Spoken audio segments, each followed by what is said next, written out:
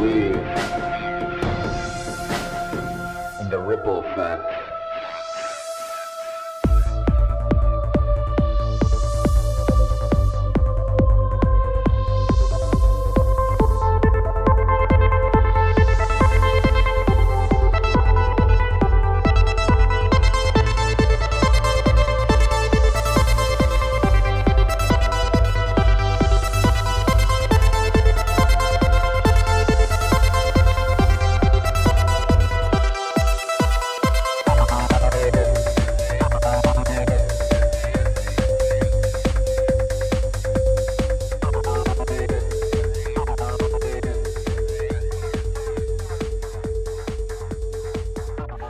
What's up? Another episode of Ripple Effect Podcast. Of course, I'm your host, Ricardo Brands, also known as Ricky Brands, and a great episode for you today. Today, we have returning guest and dear friend, Cristián from The Last American Vagabond. If you haven't checked out his website, if you haven't checked out his show, he's on just about all the platforms minus YouTube. So similar to myself, he's on Odyssey, BitChute, Rumble.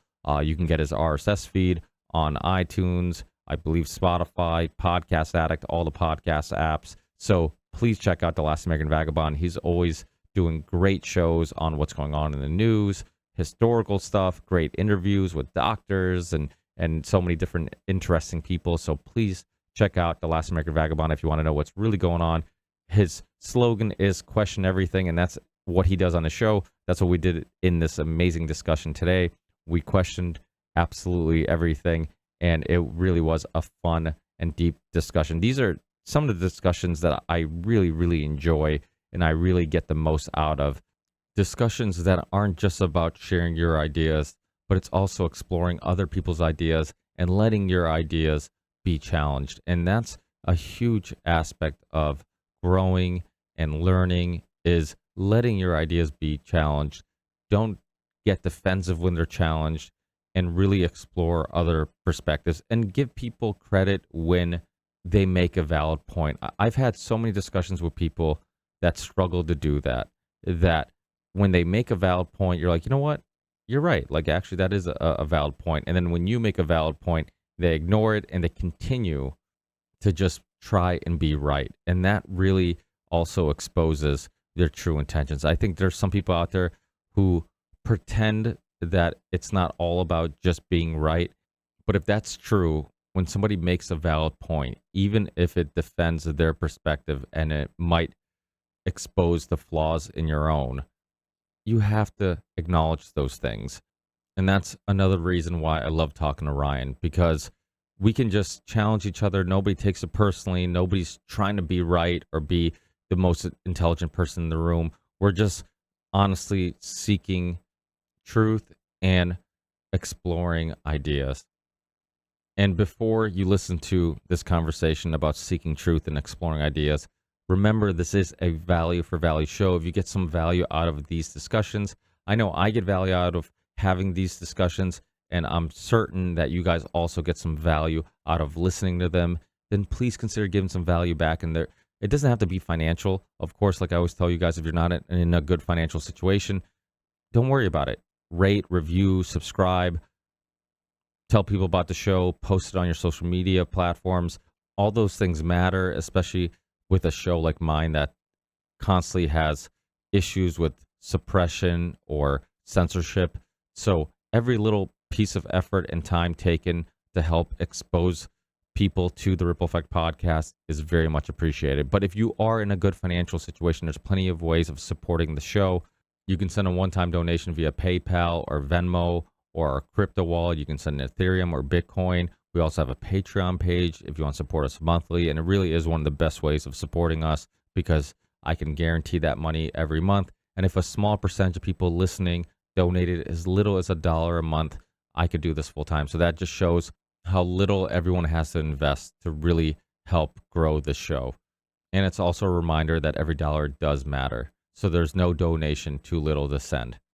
We also have a merch store if you want to support us by purchasing some hoodies, t-shirts, hats, coffee mugs, so many different things. By purchasing some Ripple Effect Podcast merch, you can help get the word out there by obviously advertising the logos and maybe sparking the conversation about what is Ripple Effect Podcast with people who see the merchandise. but you're also financially supporting the show. You can also purchase the music you hear in the beginning of the podcast. It's Theory 6, which is my solo music project. The theme song of the podcast is called The Ripple Effect. You can find it on any of the apps or platforms that you can download or stream music. Just look up Theory 6 with the number 6, and the song is called The Ripple Effect. And of course, my sponsors, one being Content Safe. Matt from Content Safe has been on the Ripple Effect podcast and on the Union of the Unwanted a bunch. He has an amazing service where he syncs all my video channels on all the video platforms together. So I upload to one location, and then magically, I don't know how he does it, but magically the video appears on all my channels on all the platforms, on Odyssey, Rumble, Rockfin, BitChute, Band.video, and much more. So if you're a streamer, YouTuber, podcaster, and you want to save tons of time in uploading videos to all your channels, please check out Matt from Content Safe. Let him know you're a listener of the Ripple Effect podcast, and he'll definitely hook you up. Another past guest of the show and a past guest of the Union of the Unwanted, somebody that I've been friends with for a long time, and I've got to hang out with, and I truly respect his intellect and what he brings to the world, is Richard Grove, the host of the Grand Theft World podcast and the creator of the Tragedy and Hope website.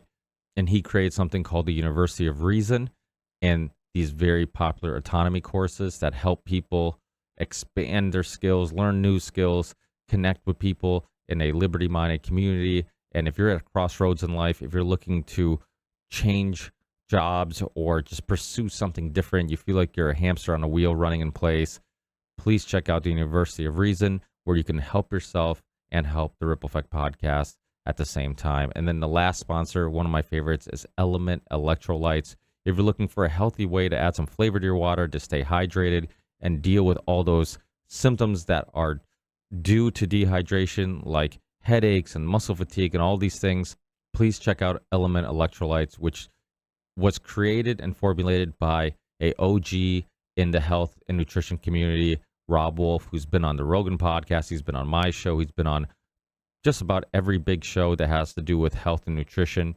And he put a lot of thought in this electrolyte product. There's no artificial flavors, no artificial colors, no artificial anything. It has dosages that matter, because one thing that I do remind you guys from time to time is that dosages on supplements and vitamins matter. You can buy a supplement, for example, a pre-workout product that has a bunch of stuff you want, but not enough of it where it makes a difference, or it's poor quality. So please check out Element Electrolytes. Use the link on my website or in the show description, and you'll get a free gift with every purchase. And just by using that link once for 12 months, every time you purchase Element Electrolytes, you're also financially supporting the Ripple Effect podcast. So stay hydrated, drink something that tastes amazing, and support the Ripple Effect podcast at the same time. So what's better than that? Also, our Telegram group chat. It's worth checking out if you want to connect with myself or other listeners of the Ripple Effect podcast. And it's basically just a group chat for all of us to share articles, share ideas. I usually post new episodes on there first prior to sharing it on all the social media platforms I'm on. So you'll be the first one to know that a new audio or video episode is available. And that's about it. I know I've been talking for a long time. I know the intros are a little bit long, but if you guys are ever curious on when the interview actually starts, and if you want to bypass the whole intro, watch the video versions of the Ripple Effect podcast, which you can find on BitChute, Rumble, Rockfin, Band.video, etc. In the beginning of every video while I'm talking, you will see caption that tells you what time the interview actually starts. So if you want to skip to that part. And that's about it. Enjoy this amazing conversation with Ryan Cristián from The Last American Vagabond, and I'll talk to you guys in the next one. Peace.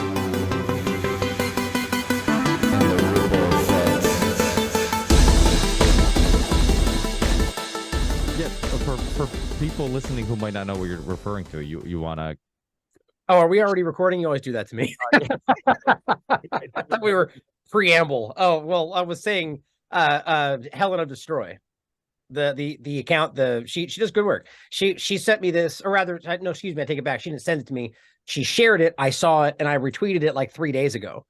And I just was like, that's crazy. And then there's been so much going on, and it's only just now like getting the attention of the general, the people out there. So I give, now that if we're on the show, give her a shout out. Like, she deserves credit for that. Like, she's way ahead of the story.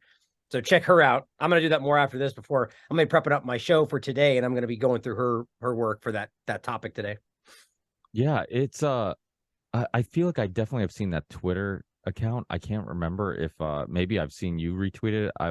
I think I also follow it, but I'm not 100% certain. But there's a lot of really good Twitter accounts out there that you know, they have weird names, or they're not like, you know, official journalists, but they're always posting really good articles and work. So and it seems like people feel more free to share stuff right now. Like, I don't, it might be a facade, this whole Elon Musk thing, but it seems like people are less concerned about being censored or banned or whatnot. But maybe less concerned, but I'll just throw out today, I'm on the fence. Jeffrey Lafredo, I believe, was just censored. Whitney just put it out there on just recently, and he was talking about something was going on about some building story around Ohio. She just kind of insinuates that it might have been connected, which was suspicious. But either way, you know, people are still being censored. I just don't know why we can even pretend. So it's just the wrong, you know, people want to be okay with it because the certain people they like aren't being censored now. But it's like, oh, you know, we just pretend like, oh, those ones don't matter. It's still censorship just because it doesn't matter. You know, it's the right left paradigm that makes this so confusing. Censorship is censorship. Free speech is absolute. You know, none of that matters in the Twitter conversation because people are still being censored, and he still openly censors for hate speech. So it's not real as far as I'm concerned. yeah, so in your opinion, you don't think there should be any line drawn anywhere? Yeah, if you want, we can get into that conversation. I think it's important. 100%. I mean, this is anything that matters, anything that's important is never really easy. You know what I mean? Like, it's something like this. It's a difficult line to walk. Now, I'm going to go ahead and say right out of the gate that I'm not saying I agree with crazy, terrible, racist, or whatever you want to put over that line. But it still has the people. There's the line. The reason this is becoming a conversation is because they're trying to conflate words and violence. Right? If you're Elon Musk can't come out and claim he's a free speech absolutist and then start drawing lines. So at the very least, like I've said this about Twitter and the rest of them in general, if you come out and just go, look, we support limited speech, I'll disagree with that, but I'll respect it. I'll be like, good, fine. You've drawn your line. Political differences, fine. I'll even say constitutional. I'll disagree with you from a core value that I think you don't understand the Constitution, whatever. But at least you're honest and you're like, here's where we're going to do that. See, Twitter pretends they have a line, but they don't follow that line, right? But then Elon Musk comes in and says, I'm a free speech absolutist, and then comes in and is like, freedom of speech, but not freedom of reach. But historically, those two things are interconnected. Sam Husseini has made a great argument about this. Freedom of reach is freedom of speech. There's been precedents made for why that's one and the same. Essentially, his point is, we'll allow you to say what you want, but nobody's going to be able to hear you. Like, or rather, reach, they won't know where you are to find it. So that's a cop-out. But back to your point, like, you're taking it to risk, danger, right? That's what they want this to be about, right? So hypothetically, I say, this injection is killing people. They disagree. They argue that's dangerous, so we can't allow that. But who draws the line? Who creates the line? Who decides what's over it? These are people that have already been shown themselves to be lying, manipulating, omitting things when it benefits them. So we have to be absolute about this. So if you point to something like a racist comment, I'm not going to say that I agree with that. But if anybody has a right to speak in any way that they want to, then that falls within that category. We have then a right to say you're disgusting, you're reprehensible, right? The answer is more speech to come out and cover it and talk about it and make sure it's clear. But regardless of what we think about it, why is it suddenly acceptable to argue somebody shouldn't be allowed to say something? Because it's offensive? Are we in kindergarten? You know what I mean? Like, it's just really crazy that we've gotten to this point to where it's a rationalized argument to say that you're not allowed to say these things because it upsets me. I just don't even know how we got to this ridiculous point of it, but I'm sure somebody could throw out a situation where it would be a difficult thing for me to stand behind, like, you know, like racism or you know, whatever, somebody promoting well, that's where you would understand a line. Like, this is where it gets complicated. If somebody would come out and say, I think that person should be killed, that's difficult, right? That's a hard thing. I'm not going to support that. I'd even understand it if there are people that drew lines and said, I don't want to allow that. However, show me where the law is, unless, like, constitutionally speaking, where that's somehow a violation. We can create laws that argue this is because it leads to that, and that's where this slippery slope goes to. Now, I could be wrong. should be a fair argument to say that I'm incorrect and this will lead to violence and I'll be the one that has to do whatever. That's fine, but you can't pretend you're an absolute free speech if you're going to allow things to be stopped. I mean, it's so hard to wrangle that whole conversation in one sentence, but poke into it. Let's have a conversation about it because I think it's really important. Yeah, it is. And I think one thing that we have to clarify is that I think most things, if you are truly honest and you truly analyze it logically, are subjective. And it's like, because so many things are subjective, how do you decide what isn't or isn't dangerous speech, or what it, for example, it's the example you were using, talking about the injection, the vaccine being dangerous. If I said that or you said that, people could say, based on their perspective on the situation and how, the information they've digested, they could assume that we're spreading misinformation or dangerous information, which they could compare as dangerous as a racist who's saying, go hurt minorities, right? Like they can say, oh, that's just as dangerous as that. So if this is being censored, that should be censored. So my point is, I agree with you. Like, people can make that argument, and people who truly believe in whatever stance they may have could decide that, hey, this person I disagree with is just as dangerous as, maybe somebody else that is less controversial and more people would typically agree is dangerous speech. So it's like you said, like, it becomes so blurry that your only option to really protect everybody is to basically be absolutist, where you end up deciding that, what, instead of constantly moving this line and saying we're drawing a line here, but this isn't logically consistent because right now, you're saying this, but then you said that. And it almost seems like your only option is, what, like, there's going to be, like you said, some bad that comes with being some bad things, and maybe giving a voice to some people that maybe shouldn't or are promoting some dangerous speech, but that's the price we pay. And the alternative is much more dangerous, because what you're doing is you're censoring opinions and perspectives. That's why, that's why I love your show. That's why I love the way you think and the way you look at things. Like, there's no conversation that you aren't willing to have. And I'm the exact same way. Like, right. Okay, is there a person who thinks the earth is flat? Let me hear their argument. Is there a person who thinks why not? Why not have a conversation about it? Like, people are so afraid to challenge these ideas, The people who so emotionally react to these things has spent very little to no time looking into these things. Like, if somebody says, oh, he's a Holocaust denier, I'm like, okay, well, have you looked into what Holocaust deniers say? I'm not saying that I'm promoting that or whatever, but I'm saying that I'm also not going to pretend that I know everything about the historical events of the Holocaust, that without looking into it, I can make a definitive, just have a definitive opinion on it without looking at all the information. And that's the way I look at it is, like, if there's somebody says something, even if it seems outrageous, I'm like, how can you decide it's outrageous without hearing their argument? I'm like, you have to almost hear their, right? Then Ricky, that because they're supposed to say that, Ricky, because that's you're not supposed to say that. That's not allowed. Oh, I know nothing about it, but I'm told that's not supposed to be said, right? That's what they're doing, right? I'm supposed to shut that down when that comes up because that's bad stuff. It's just we're trained. We are trained seals. It's what we are as a species because of the government cycle, or just power. People in authority exerting that power to control our perceptions. And, we've been doing this for how long? Long before the United States government. We've done a lot to our psyche and our psychology because of all of this, so these people are just all charged up on what they're supposed to do tomorrow and today. And what's the thing like literally they should make a website. What am I supposed to care about today? Oh, okay. Is it Ukraine? Oh, wait, no, Turkey, but not Syria. Got it. Okay. Like that's these people just respond to whatever the new thing is, But back to your point, though, the real answer is that there are no lines. It's not like we have to decide where the line is. That's the whole point about this. I keep saying this as well. There's no need for the word absolute.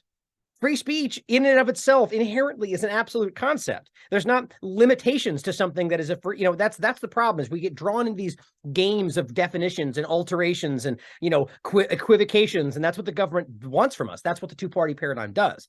So again, the bottom line is, and this is the classic sentiment, right? You don't believe in free speech if you're not willing to defend the worst of the speech. That doesn't mean the kind of bad speech. That means the worst of the speech. Think about what that could mean. We don't think about that when we say that cavalierly, but we're talking about the worst of the worst of the worst. That's horrifying. People promoting anything. You can go in any 1,000 different directions. And I don't even want to get into it because people are going to somehow backwardly argue that I'm promoting those things. The point is, I think I have been outspoken, as you know, about some of the worst things out there. Human trafficking, pedophilia, and power in places in the government and the media, whatever else. I've talked about this stuff extensively, tried to uncover it, expose it.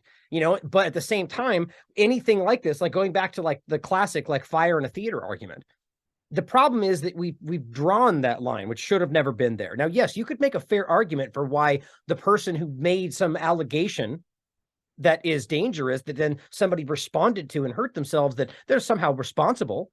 You should have been more of a responsible person. And I knew I was going to drop that and not say something that you think might cause people to react. But what about if the person in the theater thought there was a fire? What about that? What if I thought I smelled smoke and thought, oh, but I'm wrong? But then what then? I was wrong. So am I still breaking that line? This is where you get into it. And it's the same with anything else. Is I have a right to say what I want, whether it's wrong, whether I think that I'm right and it's wrong, whether I'm right and you think that I'm wrong. Like there's so many different variations to the vaccine. Clearly, my point in saying that is it's clearly turned out that we were right. And they still said we were wrong. They censored us into the guise that we were wrong because it was dangerous. And now we're right. So there's one of those biggest, most important categories is you shut off the possibility of outside the box thinking that reveals the most important thing, not after millions of people have been hurt by it, but before the fact. But see, today we weren't able to get that point out. They shut us down. And some people saw it, but a lot of people were hurt because they censored it under the guise of manipulation, right? So I don't know. It's a hard choice to make, but you have to understand defending the entirety of it or nothing at all. That's the kind of point there. That's what absolute means. Well, the funny thing also about the fire in a theater, I'm like, out of all the like examples you could use, like really that's the worst thing ever. I'm like, okay, imagine somebody did say fire in a theater and everybody walked out like, what the fuck, you ruined our movie. But like, it's not a big deal. Why does everybody always use that example? Like it's a huge argument that you're going to trample over people on the way out, right? That's the idea. Everyone is running and pulling and because people act irrationally when they're scared, and so then somebody trips and hurts or somebody gets stepped on but still the point is, that's you may have said something that caused them to act, but why didn't they choose to act in a rational manner? Why didn't they decide to not step on that person? They made the choice to be scared, to react, to rationally act. You may have started it, but they made choices. They're sentient human beings with agency. So the moment you argue that my word did that I'm at fault, then you don't have agency. Apparently I'm able to dictate what you do and I'm responsible no matter what, but even though you made choices. And I do want to make a clear point though, and this is something that I got into the other day when I was arguing with somebody on Twitter, is I made a point about the congressional discussion about the very unnerving and rightfully this person should be criminally accountable Yul Roth guy from Twitter, right? And all of his weird, in my opinion, completely disgusting just talking points and whatever else he's written about. The point is that I argued, look, she's coming out as what's her name, Green, and saying, yeah, I'm glad you're censored. And I'm like, what are you glad he's censored? Like, I'm like, if he's committed a crime, whatever, done weird things with children, whatever, then charge him for it, put him in jail. It's a crime, but we're talking about words though. And this is where it becomes that line. Now it becomes very uncomfortable. People that are pushing back on this stuff, that they think you're somehow supporting things. If you're allowing like, if someone is a criminal, you can make it the worst crime, or you can make it somebody who's, whatever, being arrested for shoplifting. To say that they no longer have a right to say, I didn't do this, or I did and I don't care, to shut their voice down. That's why we always had this line. Doesn't mean you're going to avoid their criminal action or their accountability. Throw them in a hole for all I care because they're disgusting people, like, within the system. The point, though, is that you cannot pretend they just don't have a right to speak, because at that point, you then have that arbitrary line, which will be moved eventually to argue that we're just as dangerous or just as disgusting because of X, Y, and Z. And that'll become vaccine stuff. It'll become the people who hate on people who got vaccines, which will be coming something down the line, racism against vaccinated, or this stuff will play a role, And so it's not that I'm in any way defending the actions of these reprehensible people. It's that I've made the hard and difficult choice to stand by what free speech actually means, even in the face of some hard things. My point is that when she said that, she admitted that they do have a line. that from the right, they're like, good, then you are not on the side of you don't get free speech despite being an American because we don't like what you said. Then you can get into the debate about what they're conflating, which is his papers and what he allowed to be, along with a lot of other people at Twitter, allowed to be shared, which is disgusting. And every one of them should be accountable for it. Like, that's what I don't like when I make that argument, people pretend that I'm somehow promoting that. I've been attacking pedophilia and power and these things since the beginning of this, long before any of these, peanut gallery people on Twitter were doing, but that's the free speech argument. It's not easy, and we need to be able to stand by these lines. Otherwise they will abuse us and divide us. That's what they're doing right now.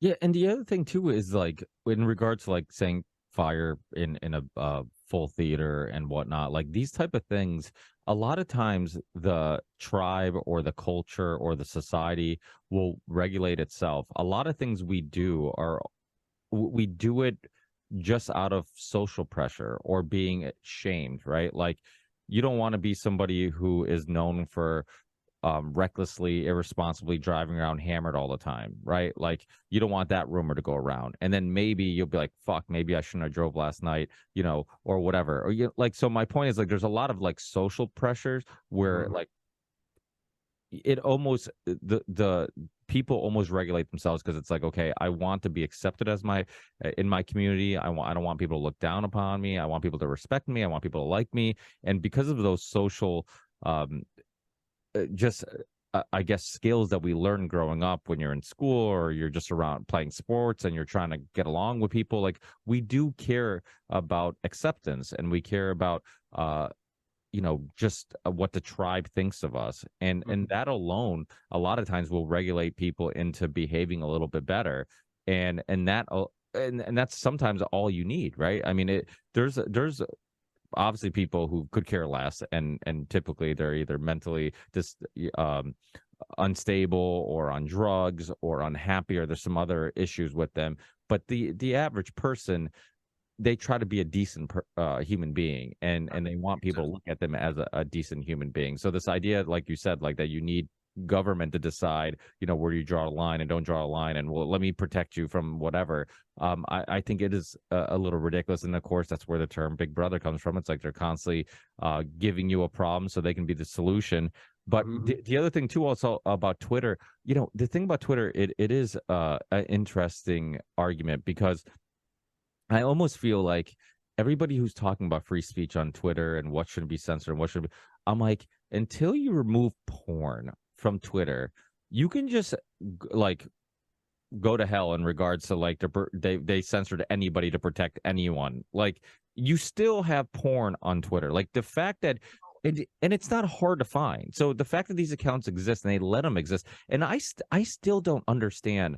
Like, there is obviously negative pushback on that, like negative feedback, I mean, in regards to like porn, and obviously even child porn on Twitter. I remember Chrissy Meyer, one time, she like tagged a bunch of child porn pedophilia accounts, and it's like, I've been reporting these nonstop, like, why are these still up?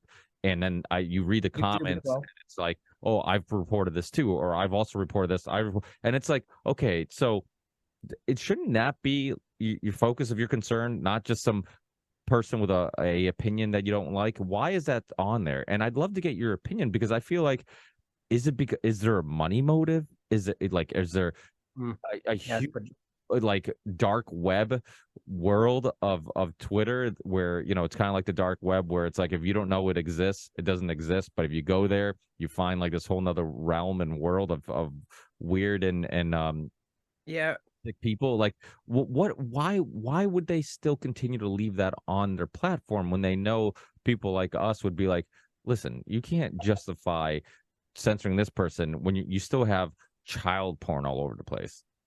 Yeah, I mean, I don't know whether I find it hard to believe. Like, the larger point is that, yes, I think that there's a network that includes Twitter, includes all these different locations. That's what you get a glimpse of that with Jeffrey Epstein and all that ties directly to government.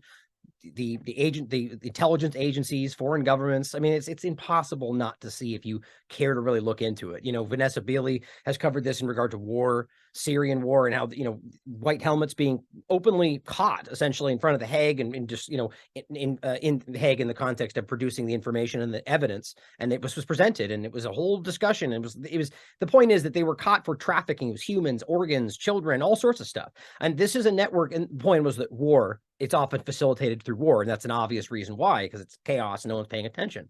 But I think this happens. I mean, Epstein and all of this, it ties directly to the U.S. intelligence, Israeli intelligence, high-level people all around the world. So the thing is that the average person doesn't want to acknowledge that.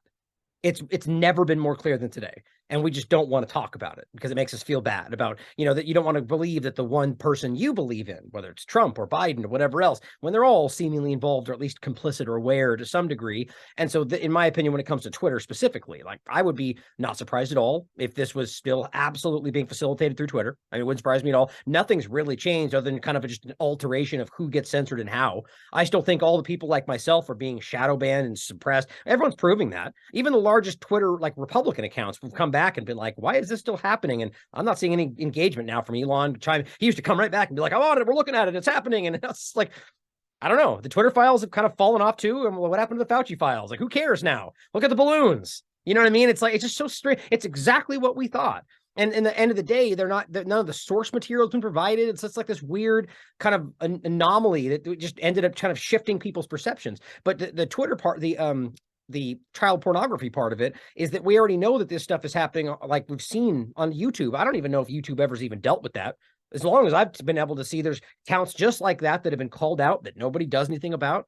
But I think the bigger problem is about the structures, like not the accounts, social media platforms that are facilitating like the information. It's the infrastructure that's set up to deal with this stuff. And that involves cross-country, like look at Ukraine, for example, and you can even point to how Elon Musk is directly helping, and I think that's recently just changed, but Starlink and all this other stuff, Ukraine and Poland, there's been real-time evidence that's come out of human trafficking across the border during this war being facilitated by the government there. And these things, there's overlap there. So I guess, the point is, I don't think we have the full picture to even begin to understand why it might or might not be on Twitter one day to the next, but these are all just small parts of the larger game. But it speaks to much larger things like hate speech, for example, or any of this stuff. Is it really about keeping people safe? Is that what they're actually doing? I think before that, we saw very clearly that's not the case. Today, people argue it's changed. Is it though? Like, are they still we still see things being censored, like Jeffrey's discussion. Are we just now past like the COVID medical part of that, or at least what they want us to think is being censored and is being shifted? I don't know. I don't have the answers to this, but what I do know is what they promised isn't what's happening. And so I'm very, very skeptical about why that happened the way it did. And what was the objective? Was it to get us to change the way we engage with journalism? Was it to make us think that things had shifted and now free speech was I really don't know, but I don't trust it at all. And I think what this is doing, in fact, is putting this further behind the scenes where we were this close to pulling the covers back or the sheet, the curtains back. And now it's gone back behind the scenes. That's what this feels like to me. So because I have been a little skeptical of the intentions of releasing the Twitter files. In some way, it reminds me of Edward Snowden, where it's like a lot of people in the alternative media communities like, well, we already knew this, so who cares? And it's like, well, yeah, but there's a lot of average people, normies, for lack of a better term, that hearing it in this form from these people now makes it a little bit more credible. And I can see that with the Twitter files, where it's like, okay, well, even though people like us have been talking about similar things over and over again, now hearing it from Elon Musk, who's kind of a mainstream personality or celebrity or whatever, and like that, there's some benefit to it. But right there, isn't that the problem though?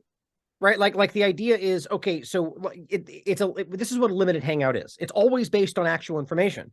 The point is, this is when this happens. And this is just an argument. I'm not saying I know this for sure, but Sam Husseini and I had a great conversation about this.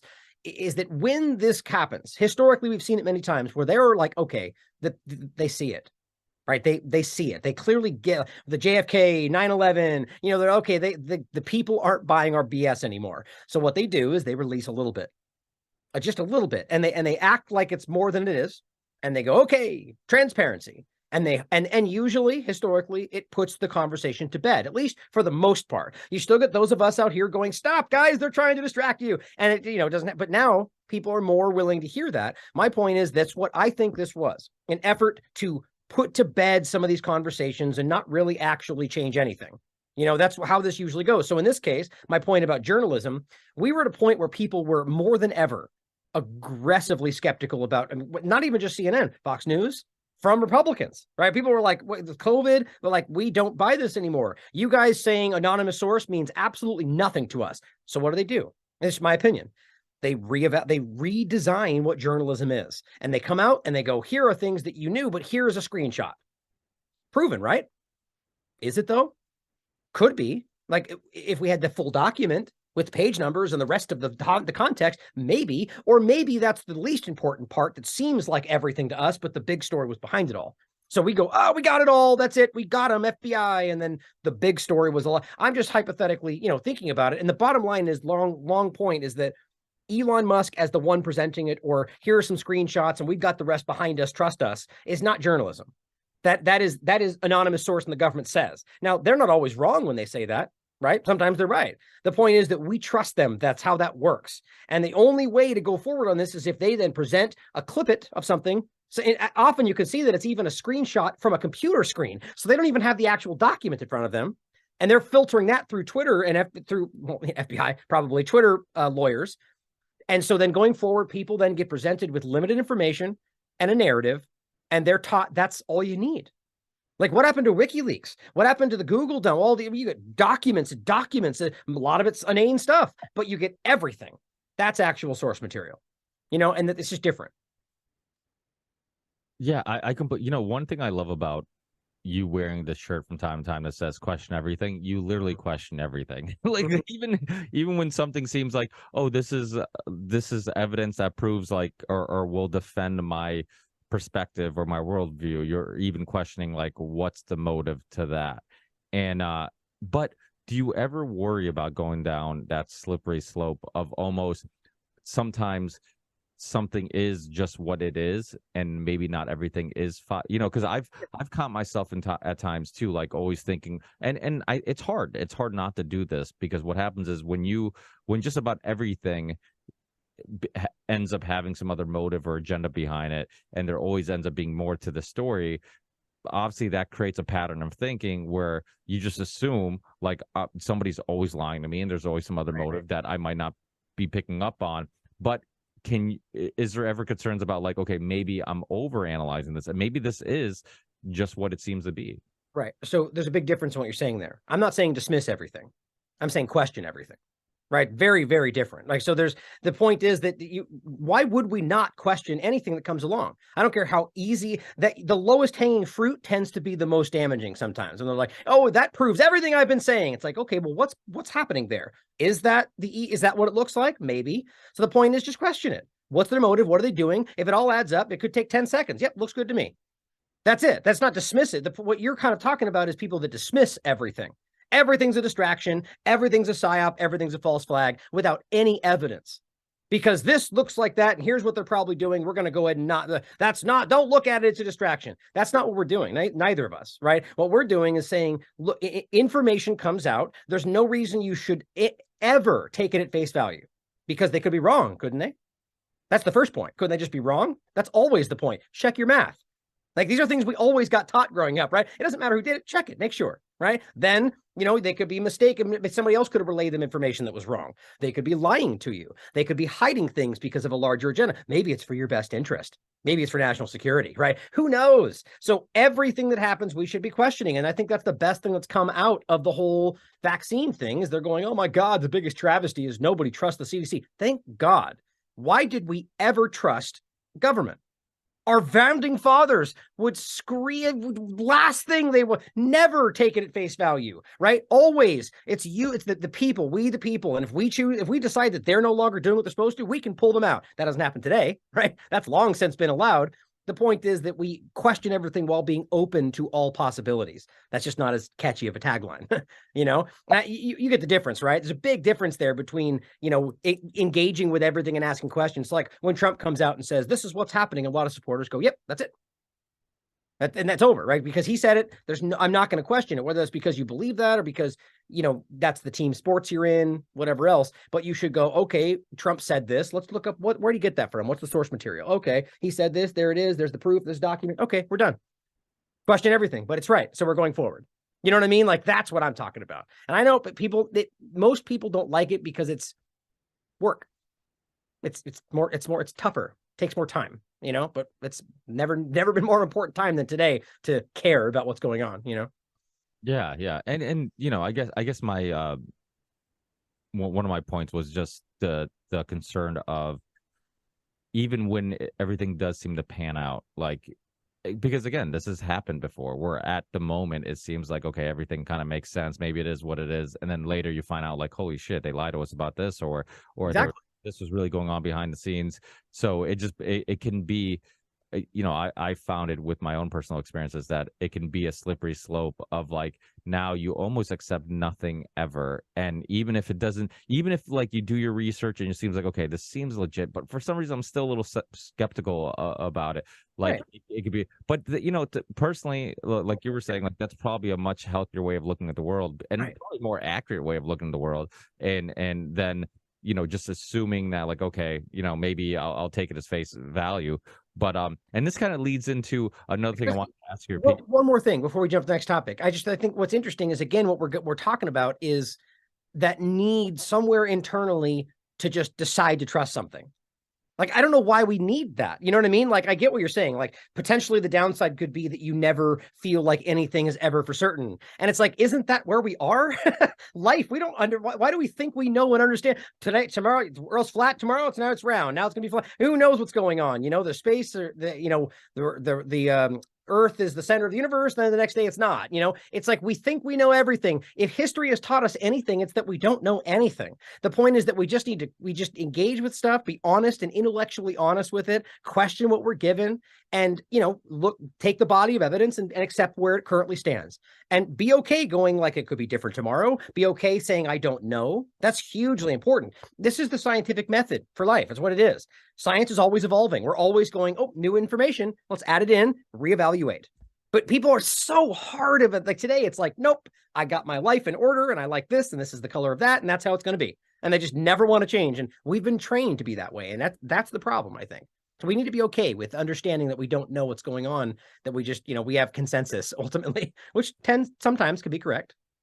Yeah, our one of our mutual friends, Monica Perez, when she was on the Tinfoil Hat podcast, I remember her talking about this concept that we're like domesticated animals, and that the elite are basically trying and I guess that's a long conversation. I know some people are like, who's they? And it's like, well, there's a lot of theys, and there's a lot of different conversations. But I'll give you my acronym, super easy. The hierarchy enslaving you. That's what it stands for. Yeah. That definitely would shrink my definition of it. But I like that concept, because it's this idea of, like, almost like people like you or myself or many other people in our community, they're constantly, like, they're trying to keep us domesticated, and we keep fighting back. We're like that domesticated dog that's like, no, you keep telling me, like, I can only stay in this yard, but I know more out there, or I know that, like, there's just that I'm being lied to, and I'm being controlled, and I'm being censored or whatever. And I love that idea, because that really is the world as we know it. One thing that I love about some of the doing this show and having so many different people with different perspectives on, that I get to explore all these different worldviews, and different ways of looking. And one thing you've learned, if you're open-minded and you're willing to really look at everything, because I think, like you said, unfortunately, most of us are conditioned to believe truths. They say these are truths. These are undeniable truths. Vaccines are safe and effective. Historically, they have saved us from polio. They've blah, blah, blah. It's like, so what happens is that because we're conditioned to believe those, we're not taught much about those topics. We're conditioned. So what I mean by we're not taught is that where it's not like, here's the deep dive into the research, here's conflicting opinions. It's like, no. How about I've done the research and you just accept the truth that I'm telling you is true. And, same thing with, like, Hitler died in Germany. I've had Gerard Williams on I've had, wrote Grey Wolf, The Escape of Adolf Hitler years ago. He was on twice, but the first time it was like so many people who were in my personal life who were like World War II buffs or like completely dismissed this idea that he made it to Argentina. And it's just like, why? Like, why are you dismissing it? Like, Right. what do you know about his death his alleged death in Germany? And they didn't know anything. And it's just Hot. Right. and that's kind of like like you were saying, like that's kind of the world we live in, where we always assume that somebody else has done the research, and we are all coming to this conclusion because research was done and people have had the debates, where the truth is the conclusion that we're all accepting is because somebody has told us that's the conclusion. Right. Well, in an honest scenario where the endpoint, desired endpoint, was truly truth and understanding, they would give you the consensus, which is what that is. Let's understand today. We use that word far too often today as fact. It just simply means that the minds that they argue are the right minds agree. 4 out of 5 dentists agree. It's the same old that cigarettes are healthy for you. But that ultimately that, oh wait, I knew I was going to do that. I just lost my train of thought. What were you saying? It was what were you just saying? We're talking about specifically it was just, or in general it was more just about accepting truth and not actually doing the research and not knowing or basically being conditioned to believe certain things. And then right, I remember now. If truth, if understanding and truth, and was the core point, they would present that argument of the consensus, but then also go, but here are some of the most prominent counter opinions. Like, why wouldn't you do that? The only reason you wouldn't provide an alternative viewpoint is because you only want them thinking what you want them to think. Now, maybe that's because you've decided it's true, or maybe not. But it's dishonest no matter how you spin it, because you're not allowing them to understand why you reached that perspective. You're just dumping perspective on them and saying, think that. It's how we work. It's how our system of education works. It's memorization. Whether we're talking about medical school or anything else, you can talk to these doctors today or anybody else. We're not really trained to think critically. They don't want that. They want obedient workers, which is the Prussian with a P based school system that we have. What's based on Prussian school systems. You can look this up. It's historically accurate. It's based on creating obedient workers for like a working, industrial kind of system. I mean, we're still using it today. Or look into our triage medical system, which is still how it's based. Really what the whole point is getting you just fixed enough to get back out into the battle. Makes sense, doesn't it? That's our systems are broken. Yeah, and Brett Venat, who I think he stopped podcasting, but he used to be on my show from time to time. Did School Sucks podcast. He's done tons of deep dives and a lot of good research on the whole history of schooling and why it is the way it is. And you're right. I mean, we basically reward people for regurgitating information. It's like, this is going to be on the test, memorize this. And it's like, well, okay, what is this child gaining from just memorizing a answer that's going to be on a test? It's like indoctrination.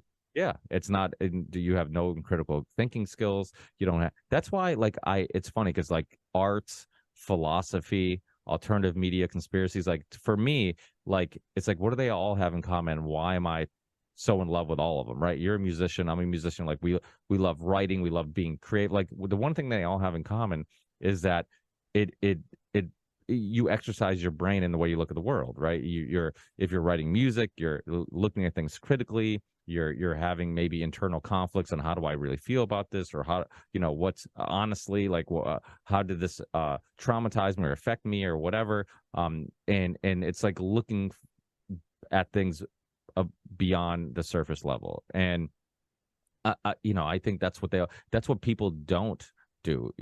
I think there's a lot of people who are completely content.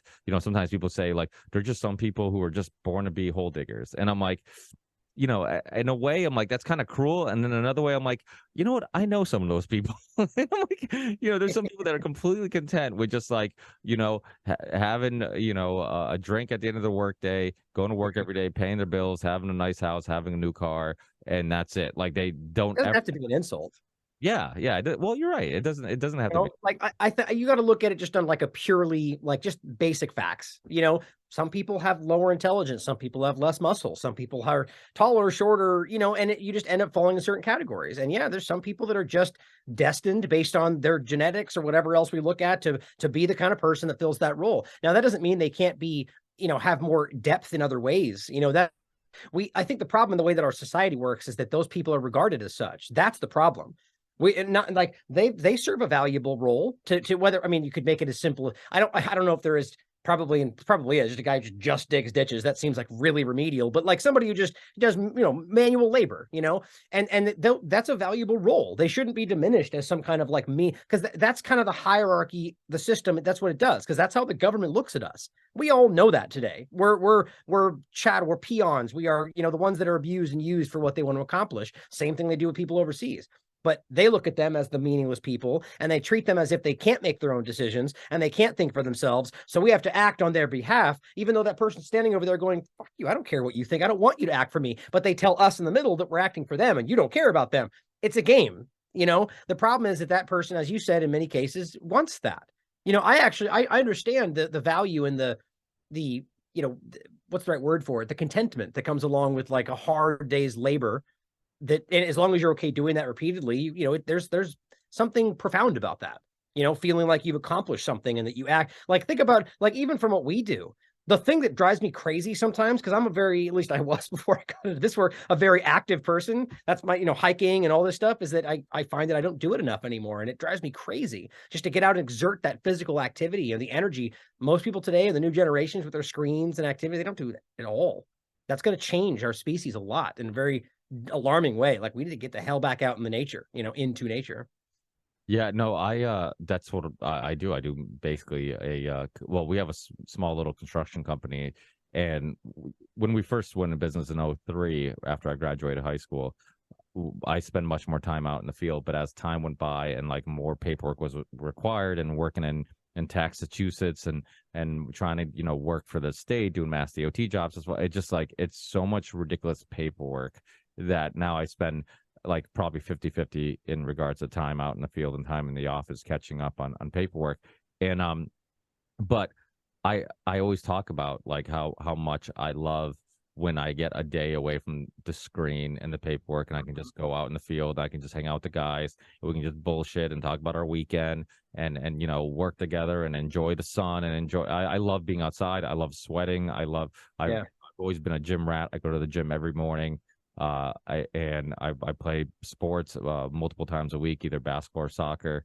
And to me, it's like there's a mental state that you get in after, like you said, a hard days of work, physical work, or a good workout, or a good hike, or a good whatever, and just being around people, or maybe just being by yourself, but having a great workout and feeling like you accomplished something and you earned the rest time at the end of the night, or the glass, in my case, the glass of wine at the end of the night. There's something nice about that, and it makes me a better person. When the COVID lockdowns happened, and like I said, I'm a gym rat. I go to the gym, 4 times a week at a minimum, 3 to 4 times a week at a minimum, and play sports. So I'm constantly around people who are equally in love with being active and exercising as I am. And and I've have a lot of conversations with people. And when COVID happened, the amount of people that were concerned not about their physical health, but their mental health when the gyms were shutting down, and just their ability to deal with the stress and the anxiety that all the COVID lockdowns and all the scaremongering and fearmongering on the media was feeding them. Like their ability to go to the gym and work out some of that stress and anxiety was crucial. And to me, it's just like you said, like we haven't adapted to our new lifestyles, and yet our physical part, like dealing with physical stress, we're accustomed to that. We've been doing that since the beginning of time. We've had if we want to eat, we have to kill it. If we want to survive, we have to build something, or or whatever. Those are being taken away from us, though, I argue, right now. Those inherent, necessary, just skills. But people right now can, you really think, like, right now, if the world collapsed, I think a lot of people would very quickly die for lacking basic skills. Being able to feed themselves, being able to, find clean water. Like, I mean, it's crazy how many people cannot do basic things, like really basic things. And then you got the next level, like things that I'm even mad that I don't know enough about, like fixing a car, or, like these are like, there's things that historically we were, you needed to know, and we're becoming more and more and more dependent on a system that doesn't care about us. That's a pretty alarming thing, But what's funny, I didn't know you had a construction company, and that speaks to the point we were just making. You're an incredibly insightful and passionate, engaged person, you know, and intelligent. And what's funny is that that's not like the way that they want to put that lens over somebody in manual labor field is just, it's just incorrect. It's wrong. You know, it's just people do what they want to do, but there's a lot of depth to people. Like I know a lot of people that that aren't perceived to be a certain way, but when you meet them in, you know, on a you know, one-on-one level, that they're just, it's so much ideas and depth and information. It's just interesting how we have these preconceived ideas about everything in the society. You know, it's just kind of sad, really. Well, like you were saying, some of the most interesting people I've met have are not people who make money off their intellect. You know, they're not professional, you know, authors or writers or journalists or whatever. Sometimes they're just the average person who is willing to just, you know, who have just a interesting way of looking at the world or have had some interesting experiences. And yeah, I mean, you never judge a book by its cover. I mean, I literally pour concrete for a living, basically. I mean, that's what most of what we do is concrete related or curb related, you know, road construction. And and you know, some people who are in that field I've had some amazing conversations with. And without a doubt, I mean, and this goes into like what you said, you briefly touched on it, is this whole classism thing. I think there's classism here just like there is in the UK. I think in the UK it's much more obvious, you know, like, because it's easier for governments to control us when that happens. That's what I think. What's that? It's easier for governments to control us with the systems. Well, even their names, right? Like, so if you're an intellectual person, if you went to, you know, university, then, you know, your name is Christopher. Nobody uses Chris. And then if you're just you know, if you're a laborer, right? Like your name's Chris, and you see it like all over the place in the UK. It's like they use their nickname if they're in one class, and they use their full name if they're in another class. And it's like, it's so obvious. I'm like, you're literally creating this classism and the separation of society when really these people probably have a lot more in common. And, you know, and we really need to rethink, like, why do we value this person that he needs this, you know, this prestigious sounding name, and then we don't value this person as much, you know. And this goes back to like a whole nother discussion about what we value. And it's not really another discussion, because really all this stuff is related in regards to like our issues with society and the direction that we're heading. Like it was that guy, you remember Craig Ferguson, he's the Irish comedian. He had like a late night show. Yes, I do actually. Now I know you're talking about. He has a couple shows too, like sitcom, right? Yeah. There was a documentary this was years ago, so it was probably like 2014 or something like that. I had this documentary filmmaker. He didn't use his real name or anything, but he had this really good documentary back in the day when YouTube used to have good documentaries, called Owned and Operated. And he took a bunch of clips off stuff and basically created an amazing documentary just on like clips, and like told the story and this narrative. And one of the clips he had in there, I don't think I've ever seen it. And internet connection unstable. You still hear me, right? Yeah. Okay. Yeah.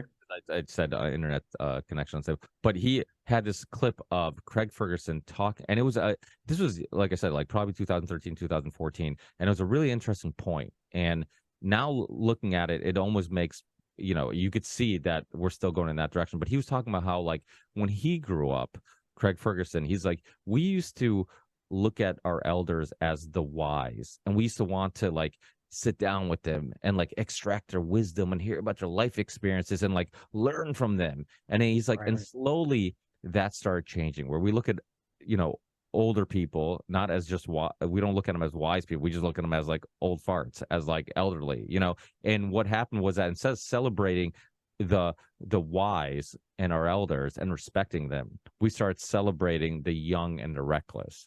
And then, you know, the not caring about anything, the being, you know, and it had a negative impact on our society. And you can, I think that was by design. You think it's by design? Yeah, sorry, I don't. There's like, I think it's by design. I think that very clearly continues to do a lot of different things. Disconnect you from potential history that they may not want you to know about. Right. And I'm just saying it in a broad sense. Like, I'm not arguing. It's like, who knows? It could be some concerted effort to make this happen. You know, there's a lot of broad overlapping things and agenda. Like, I think it's more just about always controlling the narrative. You know, I think that they don't, like, there's a lot of people historically, especially over the last generation, that have a lot of, like, growing up, for example, I had my great grandfather was my great grandfather was an old guy when I was very young when we went to go to Thanksgiving, and it was actually from my stepdad's side, so it's not technically connected to my family, but and he used to tell a story. He was on one of the ships that was at Pearl Harbor that left. So he survived. He left, and so and when he came back, everything had happened. And he told us that, I swear to God, every single time we saw him, and I have these vivid memories of him telling the story, and he was like almost crying, like he was so upset, he was passionate about it because he feels that it was done deliberately, which I think we all can admit that that's what happened, or rather allowed to happen, or at the very least taking part, because they were, as we know the story, they woke up. It was a weekend. They weren't going to weren't supposed to be doing anything, and they randomly woke them up, sent them out in this random exercise. They did nothing while they were out there, took all the most important ships, and then came back, and it was over. It's like, how else are you supposed to view that? He had friends that died that were there, you know? So his whole life, he died thinking that the government let that happen, you know? And the point is that that's the kind of person who tells that story every single time. And if you engage with that story and you go, this, you know, grandpa knows what he's talking about. Like he's, you know, he's been through this. He's had a whole life to, or you look at him like a senile old man that likes to ramble. You know, what's going to happen? You know, that story, that very important history that they've lied to us about gets drowned out with the fact that he's old, let him do his thing. That's what I think that's about, at least in one small way. You know, and then also promoting the young and the reckless is the same way to get us to lean into, like, what's easier to control? More informed, educated people, or more reckless, doing what they want by the seat of their pants kind of people? You know what I mean? I think, and these are just my perspectives. Who knows if that was by coincidence or not, but my guess would be that's probably why that was slowly transitioned. Well, think about how many things you could cover up, or how many things, like you said, you can control if you look at old wisdom as just folk tales and nonsense, right? And you can end up you can convince a public that these things that we cherished for a long time aren't important anymore. Family, friends, community, you know, that it's all about me, and it's all about material things, and it's about, you know, getting ahead, and it's about, you know, that's why, like, it's funny because even though, like, Patrick Bet David has had people on, like Richard Gage of late, and obviously Whitney Webb, and then some good guests. There's something about that hustler culture, like the hustle, like, yo, got to make more money, yo, you know, it's all about, but, you know, literally 90% of your conversations about making money. I just, it bothers me because it's like, I'm just like, that's not what life is about. Like, you spend all your time, or the majority of your time, thinking about how to get more financial wealth, and it's like, it's this endless pursuit of material, or ones and zeros in a bank account, or it's a game that you're winning at, but it's a meaningless game, and a game that almost, to be the best at, you have to do some things that are maybe Right. morally, you know, which, and again, I've had the conversation with people where people will argue like, no, there's definitely been people who made a lot of money morally, and I'm like, kind of, but I'm like, there's also, it's almost like politics, right? Like, you could be a moral politician, but once you get into that world and you realize, like, damn, I'm getting killed by these other politicians, and they're taking money from them, and they're kind of giving half truths and lying about that. Like, I'm like, fuck this, I'm going to start doing the same thing. Like, that's kind of the world of business, where it's like, okay, well, I'm trying to be, I know, because we run a little construction company. I've been screwed plenty of times where people with that, I'm like, oh, I have a great relationship with this guy, and then the second he could screw me to save a penny, he will screw you, and he's like, oh, it's just business. I'm like, dude, that was like, you screwed the crap out of us, and you barely benefited from it, you know, just because it made your bottom line look a little bit better. While, you know, we're the type of business that it's like, okay, hey, they asked if we could do this, like, I know that's not really in our scope of work and whatever, but, you know, screw it, you know, we have time, we'll help them out, and then maybe in the long run they'll help us out if we need something, which tends not to be the case usually. Such an important point you make there with him, or like the Andrew Tates of the world, who are just the lowest hanging fruit, aiming at the lowest common denominator, trying to promote the worst of human actions. You know, I mean, there is an endless amount of these movies and TV series and shows that are just promoting the cutthroat business, like just sell your grandmother for a nickel, you know, kind of that's what it is. And they're just like, and it's promoting it, like on its face, promoting this cutthroat business world, because they know you're not going to be that. They want you to love it. They want you to strive for it, but they know the average person watching those shows is not going to be the person running those businesses. They are. And the point is, they want you to be almost enamored by their ruthless, cutthroat, morally ambiguous attitude like Trump written numerous books about. And then suddenly runs for president and he's the biggest godsend, morally perfect, wants the best for everybody. Like, come on, guys. Like, it's a game and it's so clear. And I'm glad you brought that up because there's a lot of these content creators out there, whether they're doing it on purpose, they don't know that they're being used or not at all, that are doing that promote, like one of the tweets that I just can't unread was one from Andrew Tate that said, that only dumb people read, or like something like that, all you're doing is taking thoughts from other people. And I'm just going like, is there anybody that takes that as real intellect and not like just completely like barely even pseudo intellect? Like, it's terrible. You are praising the dumbest thing possible as intelligence, and people love it because there's a lot of people out there that aren't that bright that want to, yeah, so I am the right one or I'm the good one. But there's also a lot of people on that fence that just want to be popular, that want money, that want to be seen, that want to be, and they get taken by the community, and the community around all that talk acts like it is okay. No, those people don't understand. He's doing it because he wants to help you and make you successful so you can have a happy life. And it's like, no, I don't know about that, because ultimately what he's doing is creating very like, okay, so like you said, you make a bunch of money, maybe if that works out for you at cost of everything else. Like, that's not what life is about. Like, trust me, I'm always, my whole life, I've argued anyone that ever said money can't buy happiness is poor and probably not very bright, because at the end of the day, money can buy happiness. It can't buy contentment, right? That's the difference, in my opinion, because there's deep things in life that you need. And people disagree with that. My point is that you have money. Yeah, money you're not stressed out. You can pay your bills. You can buy whatever you want. There's a lot of happiness that comes along with that. Go ahead. That was the argument I was going to make, because there was that study where they talked about up to like, I don't know, 70 grand a year, that afterwards you couldn't really quantify anybody's happiness increasing after making more. And I always made the argument when I read that study and people would bring it up, I'm like, I don't think that money buys happiness. I think money can relieve you of stress. And I think that way of saying that. Well, not really, because I think like contentment and happiness, though, that's my difference. Because happiness is very benign, it's basic. It's you're feeling happy because you bought an ice cream cone. That's not like deep internal contentment, right? You got a endorphin buzz or whatever it is. Serotonin. The point is that's simple, and so I think money can very easily buy a new car. You feel happy. That's not real. It's not lasting. But don't you think that they mean like real happiness, like truth? Well, that's the debate. I'm not going to argue what I think they know or think in that word. I'm just going by the definition of the word, right? So when people argue that money can't buy happiness, well, the way they usually mean that is the general flowery consensus comment, like, well, no, it's not about the money. It's about what you do in your life, which I agree with 100%.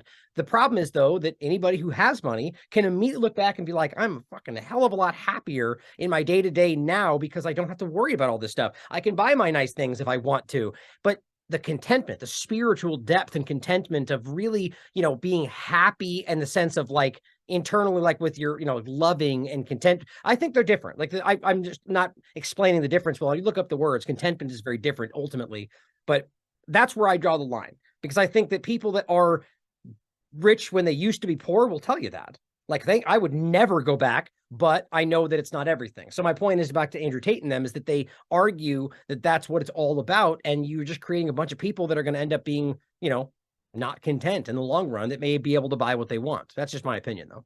Well, you do see plenty of people, and obviously, of many, many examples of people who have all the financial wealth and material wealth and are super unhappy, because I think that's possible too. Yeah, well, it's not just possible. Anybody can be unhappy, I would argue. I think it's quite common. I think it's quite common because what ends up happening is I think we build a society where we're told what I think for most people is a lie, that, hey, if you get a high paying job and you buy this beautiful big house and you have this new car, like all these things will lead you down the path that will eventually lead you to your destination of being happy. But I think most of us find happiness or fulfillment and purpose and community and giving love and receiving love from people and all the things that are required for. Those are different, though, right? Happiness and fulfillment, even those are different words, and this is like, I'm not trying to be like, like it's just like semantics here. Like, I do think there's a difference. I feel like that it comes down to what you described is the Andrew Tate point we're making, that the goal is money. And that if you go for that, thinking that will achieve saying the word happiness, but what we're talking about is contentment, you won't reach that. However, somebody like us, let's say your business just exploded tomorrow and you became a millionaire. Are you going to pretend that you would suddenly be unhappy because you had more money? You're the kind of person that sees through that knows that there's more to the money. But we all know that you would be generally happier day to day if you had unlimited funds behind you. And then that would open the door, I think, to you to achieve the contentment that you could reach with nothing holding you back from finding your spiritual depth or whatever else it is for you that would reach that. You know what I mean? Yes, but in a way, I kind of disagree a little bit because I've thought about, like, there's been times where at the job site where we're at there's like a huge lottery thing, mass lottery, where it was like up to one whatever trillion. I didn't even know anything about it. The guys at work was like, hey, do you guys want to buy into the, he's like, you want to buy in? We're all going to buy some tickets together and then we'll split the money or whatever. And I'm like, yeah, whatever. And then they're like, they were joking around about like, well, if I win, I'm going to do this, or if I win, and then I was joking around about my dad. I'm like, oh, if my dad wins, he'll just show up tomorrow. They're like, don't think you have tomorrow off from work, because he wants to get away from the house, and he finds a lot of happiness and fulfillment in just being around the guys and being at the job site and being outside. And right. To some extent, I know my mom doesn't listen to this podcast, being away from my mother, and so like he likes. He likes having a reason to wake up in the morning and doing those things. I mean, he goes crazy in the winter when living in New England. Obviously, doing concrete work in the winter doesn't work out, so we obviously slow down. And so then I've thought about it. There's times where I've thought about it too, like how much of my life would I change? And I'm like, I'm very content with like where I am and what I'm like. If I could just sustain what I have, I'm like, I don't feel the need. It's almost like, and this goes to like marketing and obviously like the history of Edward Bernays and how they subconsciously get you to want things and desire things you don't really need or want. Mm-hmm. And like you see it. So I'll use cell phones as a perfect example, or even a car or whatever. These are technologies, or a computer, technologies that evolve very quickly. And there's plenty of times where like somebody's like, hey, if phones don't evolve ever again, are you content with your phone? Yeah, I'm content. It doesn't need to be faster. I don't need any more apps. I don't need it to take better pictures. I'm okay with this. But and then the TV and culture and marketing and corporations tell you, don't be content with that. This is way better.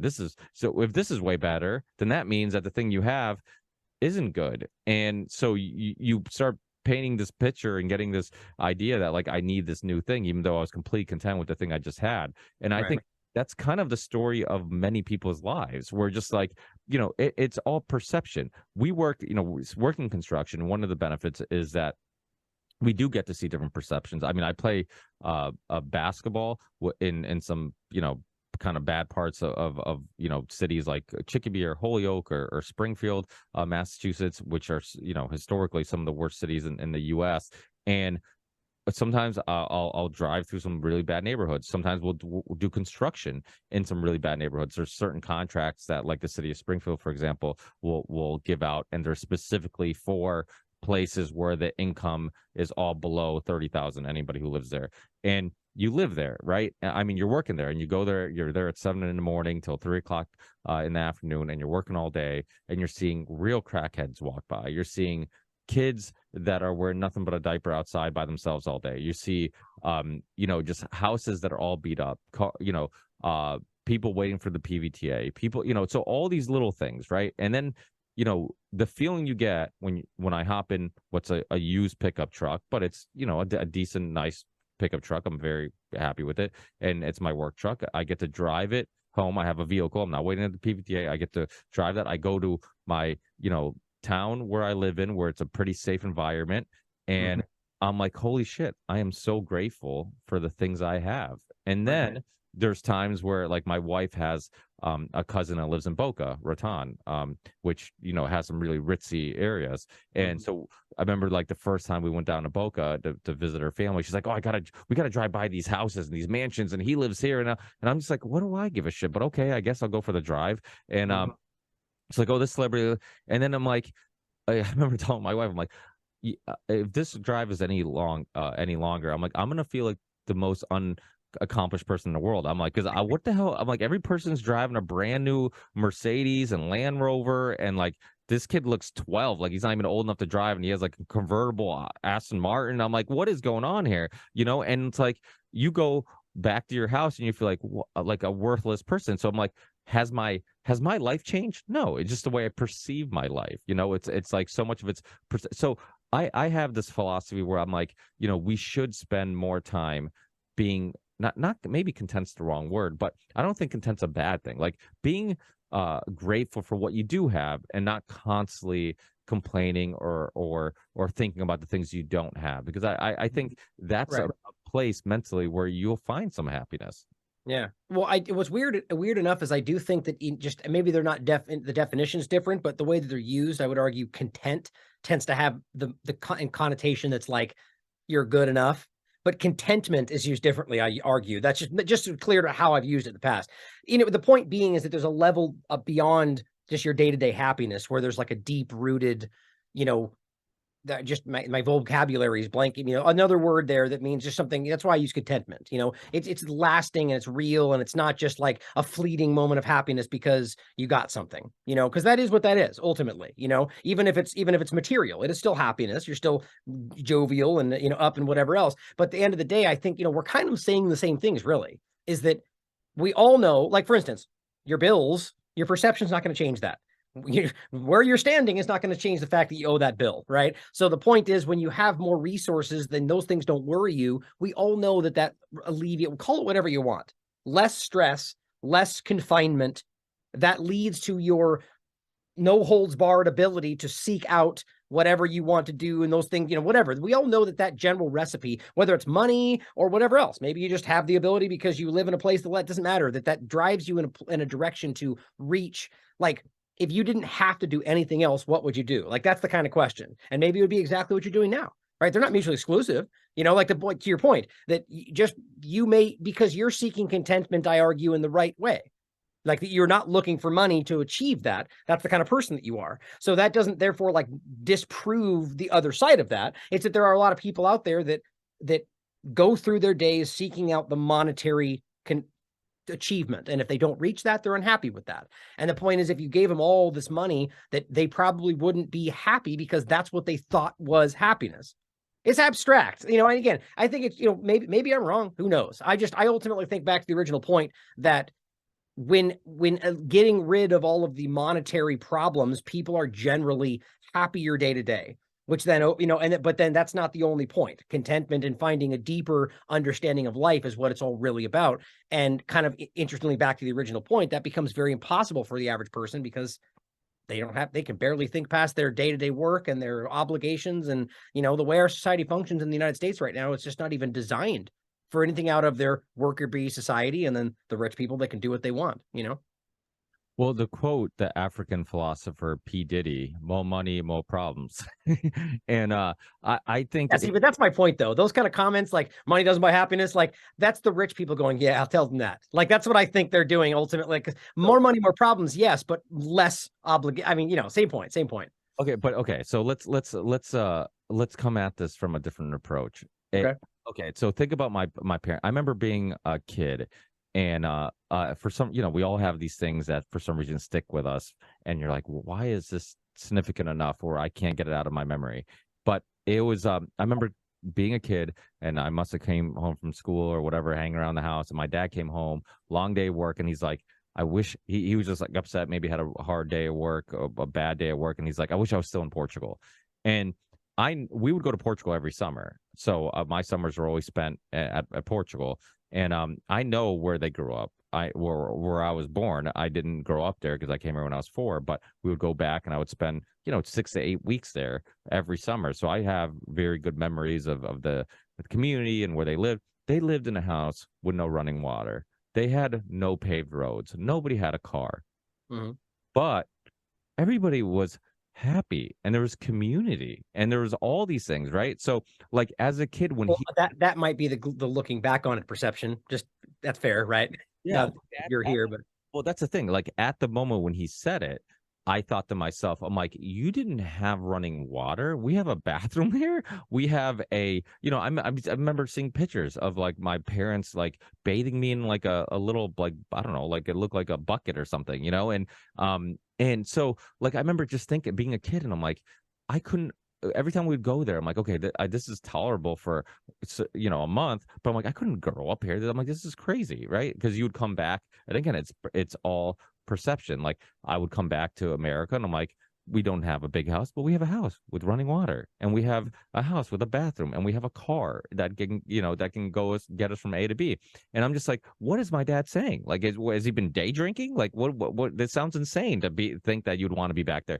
And then as I got older and I started analyzing like what he could have meant, and I'm like, okay, maybe there is something to what he's saying. Maybe the fact that like when we went back to Portugal, people spend more time with their family and friends, and going back to something that we also touched on, doing physical labor, which I think we're much more prepared for. And I think the mental stress really takes a beating on you. And obviously mind and body is connected. Mentally, if you're not healthy, physically, you're not going to be healthy. And I think that physical stress actually improves your mental health, where like mental stress hurts your physical health. So it's like, that's something that people don't really talk much about. But so I think that all contributes to the happiness that people had back on these farmlands. I was born in northern Portugal, where like it was all basically a farmers community. That when we would refer to the town that my mother lived in or my dad lived in, we would never refer by name, because it was such a small town that it basically was technically a village. So we would refer to the bigger town that we're actually not from, Buticas. My mom's from Superdelu. And it's like, it's one of those things where I'm like, but everybody was happy and they had community. And my dad realized like, okay, he came to America for a better life. But what the hell does a better life mean? Right? This is the point we're making, though. Like, this is exactly what we were just saying. So the point is that he sought the money out because that's what he was told was better life, when really he had the contentment there without the money. We're saying the same thing, right? So that's the point. My only point is that had he not left at all, and just for whatever reason, just suddenly had no worry about money, you're telling me that wouldn't be even better? Like, like just the general contentment and happiness that was already there, because as a person, money aside, you had the right motivations with the right intentions and the right community, and you just felt, and everything was good, money aside. But then suddenly you didn't have to worry about where the food was going to come from or whether you had money. Not that you did anything different. You still lived in the same house with the same limited systems, but you would have less stress because there was money involved. That's all I'm ever saying, is that money does buy moment-to-moment happiness, for sure. The contentment, the long-sought love and connection, you can't buy those things. And that should be the main focus, all aside of everything else. But if the money part of it is obviously with the world that we live in, especially in this country, that's probably probably part of what he's saying, is in this country, like, try and live in the United States without a phone, without a car, without all the things that I may not even want if I didn't have to have them, and I think that's part of it. So you get trapped into this. That's my point exactly. So especially here, you can alleviate all of that stress. You can be happier in that moment. You can definitely buy that with money in your hands, but you can't buy true peace of mind, But again, we may disagree. That's okay. I just think I kind of feel like we're saying similar things, and I feel like it's more about the word being different, But the true point is that we shouldn't have to be like that. We shouldn't be forced into a world where we have to make these choices. It's in this society right now, especially where it's about to go, you're not allowed to step out of this. You need a digital ID. You need the passport. You need the verification and the checkpoints and all this stuff. That's where we're going right now. And I think that's part of the reason, is that I think like Derek, for example, he's building his community in Mexico. And that's the whole reason, is because there's a lot of places, as much as it's different in Mexico in general. There's a lot of places out there where it's just, you're basically there. Like, he made the great point that there were communities or villages rather, or towns that literally boxed out the government and said, we don't want your help. We don't want the vaccine. We don't want anything. You're not allowed in our town. And they abided by it. And I was like, that's fucking crazy. Like, it shows you that he wrote an article about this whole thing. It shows you what is possible, even from a community level, maybe not in the United States with their military mindset and everything else, but it's interesting that enough support, enough people, you can make a stand like that, and I think that's important. We need to push back against this control. Unfortunately, I'm going to have to break off here pretty soon. So Yeah. Not a problem. Well, before do you got at least a minute to answer one last? No, yeah, go ahead. We'll take a minute. Go ahead. One thing before I let you go, I did want to get your opinion on Project Bluebeam. What the hell's going on? Like a lot of people are like, "Yo, do you think it's Project Bluebeam all over?" I'm like, I don't know. Like, what's your opinion? I know, like, obviously this is kind of current events and everything's kind of happening quick, and there's a lot of stuff that get your attention and a report on. But have you looked into this a little bit, and or at least if you haven't looked into it, doesn't mean you can't have, I guess, a opinion on what you think it might be. Oh, I'll always give my opinion. But of course, if I don't know, I'll make sure people know that I'm just guessing. Here's what I would think, no background. But I had a great talk with Garland Nixon this morning for, Radio host Garland. Garland. Yeah, he comes on You Never Wanted, right? I don't think he's ever been on it. I know he's friends with the guys from AM Wake Up, and he used to be one of the Fault Lines, right? Who actually you used to be on. Yeah. And I would always, it's funny, I would still listen to him from time to time during the COVID time. And when him and his co-hosts were not getting along and button heads, and I would write in the chat all the time, like, hey, I would love for you guys to have Ryan back now and state his opinion on what's going on, because I don't think you guys have been inviting him back because you disagree with him heavily. And I not Garland. That was the point. Sorry, I didn't cut you off. Go ahead. Garland, because they seem to be pushing a little bit of during that time, like the Fault Lines, because they did have like interesting guests on. Like I said, people like yourself.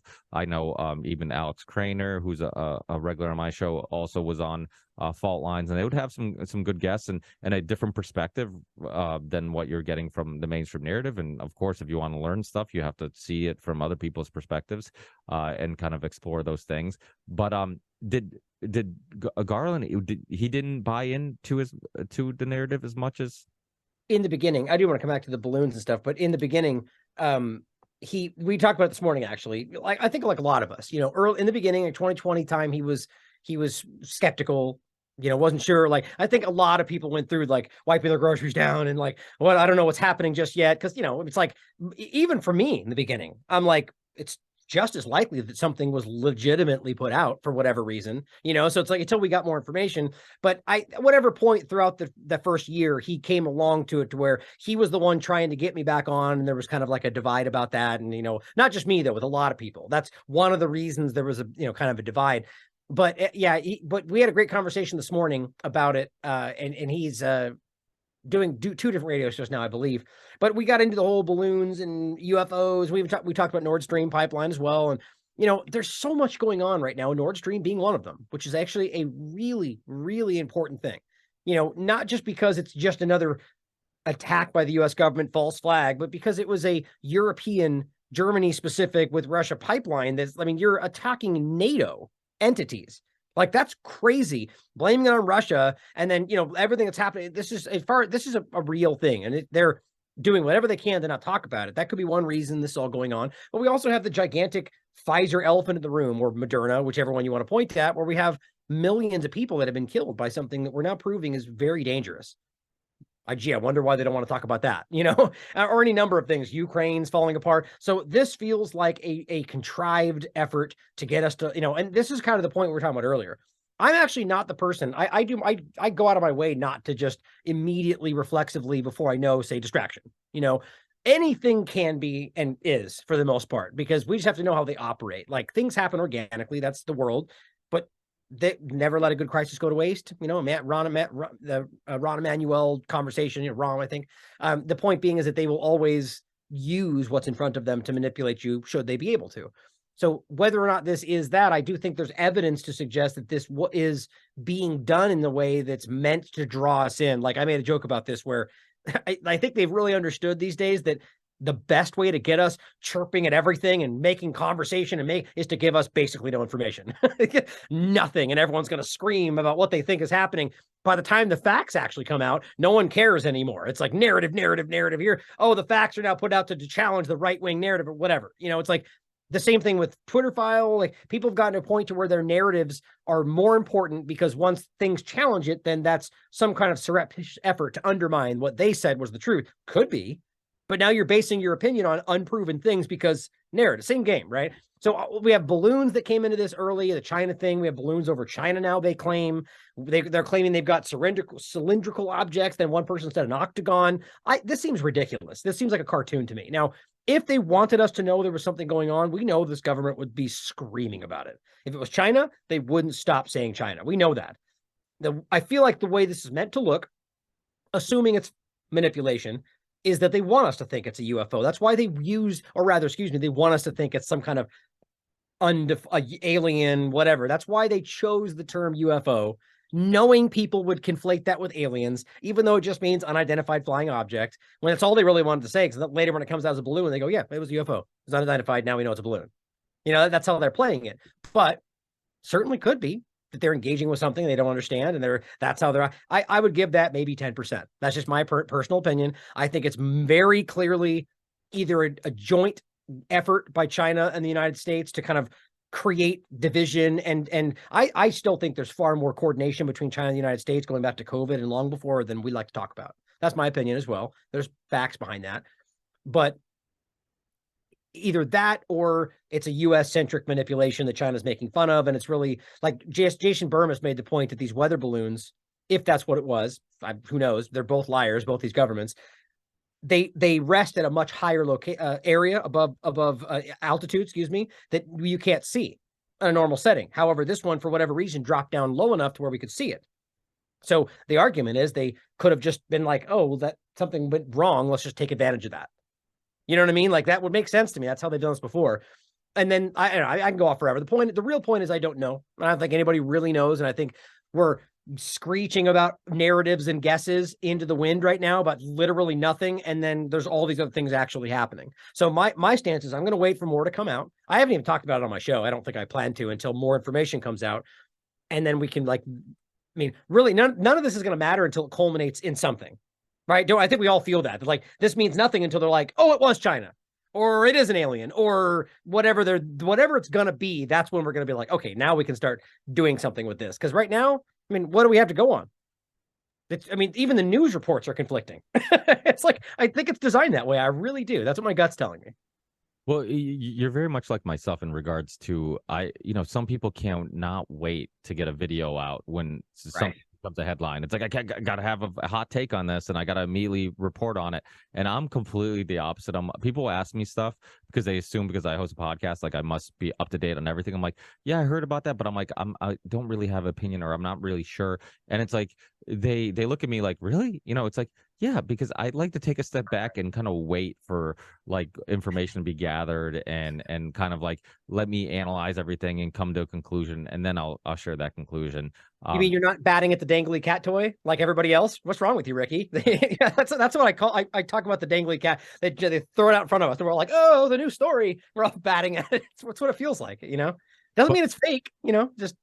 Well, but it does. Some of it does remind me a little bit of Roswell, though. Like this idea of like, that the government's telling us it's a balloon when really it might not be. So that's why I think they chose that, though. And here's the other thing. Oh, you know what? To go back to your actual question, I forgot that was the whole interesting point about this, because I made this joke when this first came out. I said, who had Project Bluebeam on their government psyop bingo card? Because this whole Project Bluebeam's been talked about for a long time. For those who don't know, it's a real thing. The government outlined a dossier that outlined a project about how they would manipulate people by using like holograms, projections.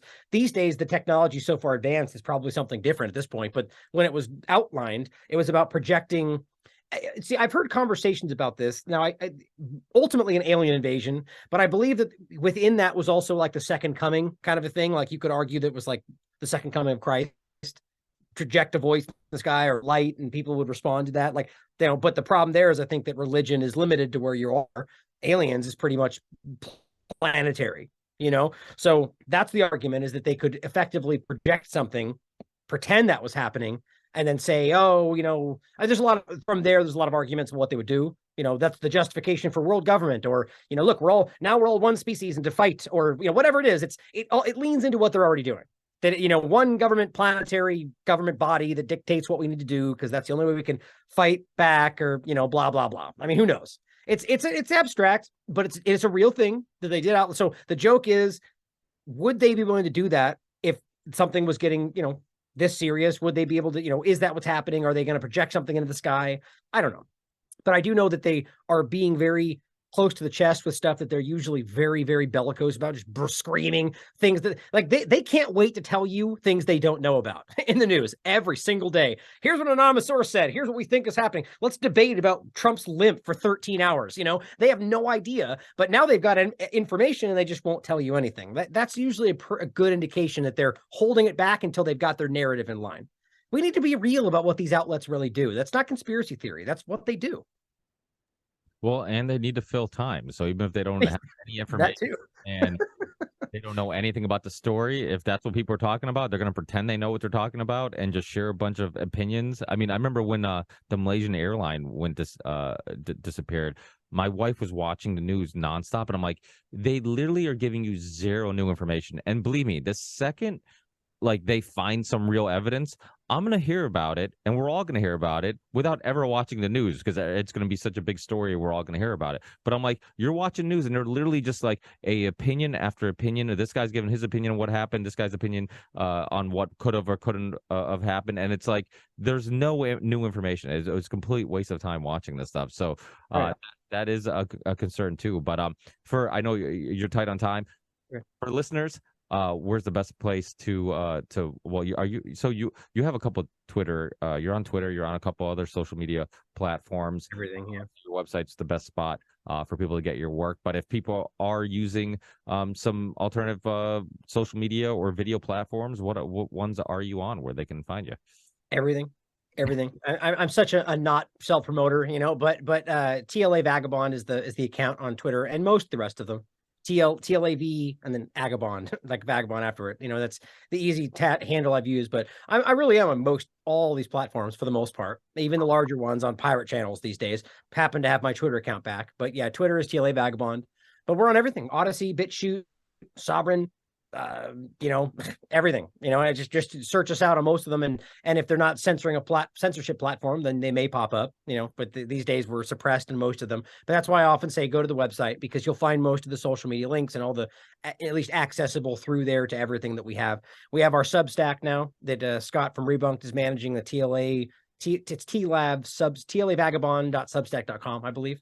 Same hashtag or same handle. Let's see. We also have our autonomy program now. I did my course on objectivity for autonomy. You can check us out there, but a lot of different places too in general. But we have Pirate Stream Media that we're coming up with. That's what Courtney Turner, Scott Armstrong, and myself have started what we call Pirate Stream Media, based on TLAB Pirate Streams.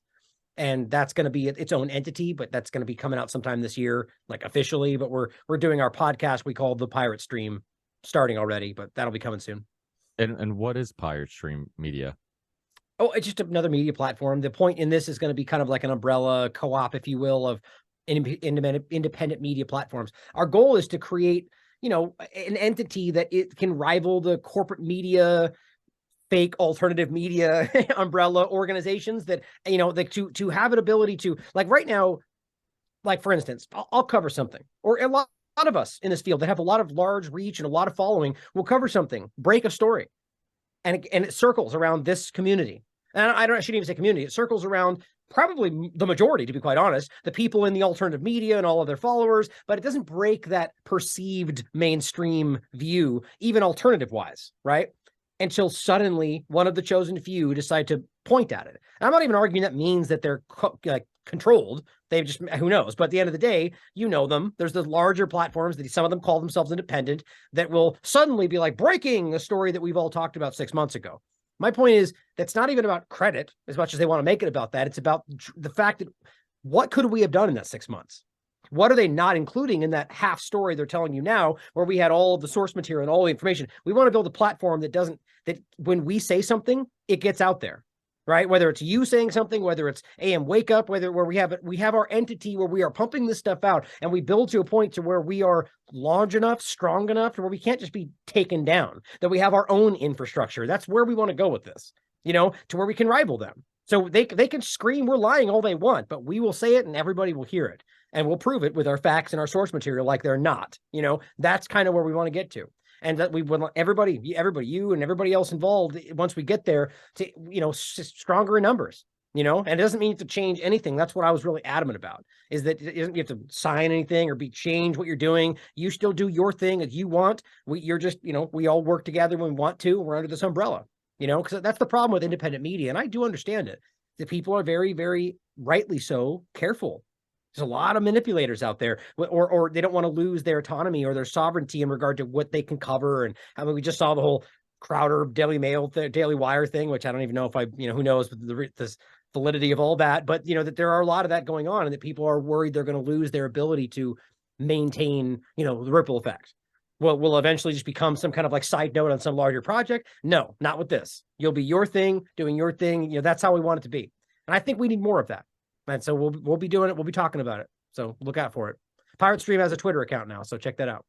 Awesome. Yeah, that's awesome, because that is similar to kind of one of the things we're accomplishing with the Union of Unwanted.